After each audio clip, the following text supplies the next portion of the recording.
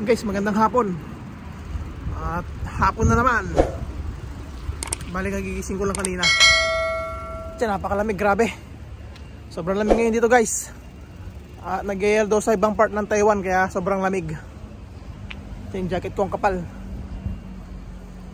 At for today's video pala, guys, ay i-share ko lang yung mga dapat mong paghandaan pag nandito ka na sa bansang Taiwan. Yan, tulad nito, malamig. Mag-adjust ang katawan mo pag ganito kalamig. Lalo pag hindi ka sanay. Yan, tulad ko, sinisipon na ako. At ilang araw nang malamig. Bali, iba yung lamig niya, guys. Talagang napakalamig. Grabe lamig.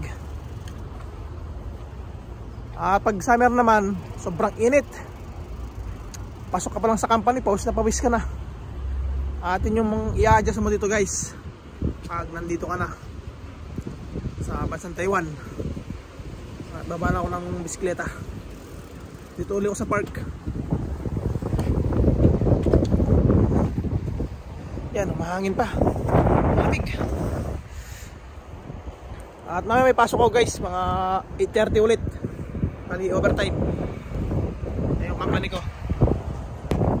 Bali ilang araw na malamig. Mula nung Lunes, napakalamig. Sabi sa Taiwan News, nag-i-snow daw sa ibang part ng Taiwan, kaya ganito kalamig. Lalo sa madaling araw, sobrang lamig. Kahit ilang jacket na yung isuot mo, sobrang lamig pa rin. Grabe. Doble-doble na yung suot ko sa company, guys. Dalawang medyas, dalawang slacks, tapos isang damit, dalawang jacket. Dahil napakalamig talaga. Nasabay pa ng ulan, kasi nag-uulan. Pero hindi naman malakas. Kaya nga lang, pag sinabayan talaga ng ulan, sobrang lamig. Grabe. At yun yung i-adjust mo dito, guys, pag nandito ka na sa bansang Taiwan. Yung lamig. Kasi pag winter dito, minsan may panahon na sobrang lamig talaga. Lalo sa gabi. Ako pag matutulog ako, nakapanjama ako, jacket, tapos medyas, tsaka makapal na kumot. Yun ang ginagamit ko pagka matutulog ako, lalo ngayon. Pero lakas ng hangin. Bali hanggang ano pa yung winter dito, guys, kalahati ng March. Yan, pagka kalahati na ng March, medyo painit na yan, papunta na sa summer. Pero yung January, February, yan, pinakamalamig talaga dito yan. Pagka ganung buwan, yun ang pinakamalamig dito. At ayan, madalang na ako makapag-vlog dito sa park kasi busy. Dahil ngayong linggo is puro overtime. Bali hanggang next week daw yun, kasi nga sa Chinese New Year mahaba yung walang pasok. Bali isang linggo, 9 days yun. 9 days na walang pasok. Mahaba-habang bakasyon, guys. Yun yung kalsada, guys. Doon tayo galing kanina. At maraming sasakyan ngayon kasi uwian. Yan, lakas ng hangin.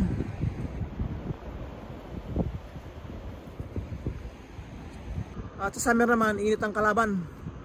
Bali papasok ka pa lang, pawis na pawis ka na dahil sobrang init. May mga electric pa naman sa company namin, pero pag talagang mainit, guys, napakainit.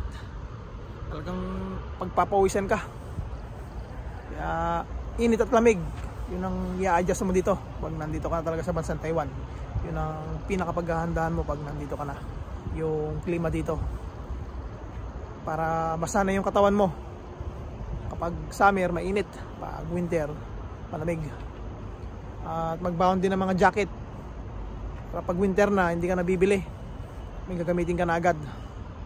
Tulad nito, ito nabili ko to sa ukay, kaya makapal siya, pang winter talaga siya, guys. Pero mas maganda magdala na kayo para at least kung winter kayo dumating dito, may gagamitin kayo agad. Kasi pagdating nyo, di pa naman kayo makakalabas agad eh. Kaya mas maganda may dala na kayo. At yun ang masishare ko sa inyo, guys, yung klima dito. Kapag winter, may panahon talagang malamig. At pag summer, sobrang init naman. Bali, yun ang pagandaan nyo pag nandito na kayo.